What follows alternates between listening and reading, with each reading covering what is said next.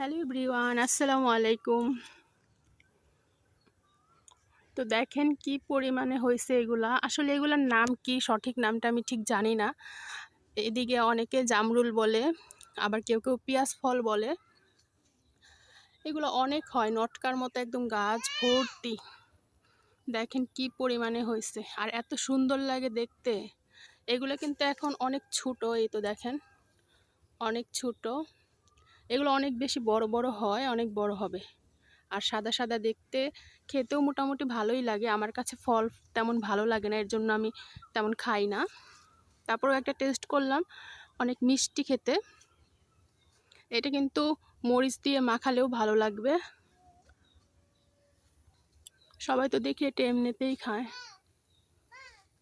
এদিকে আসো।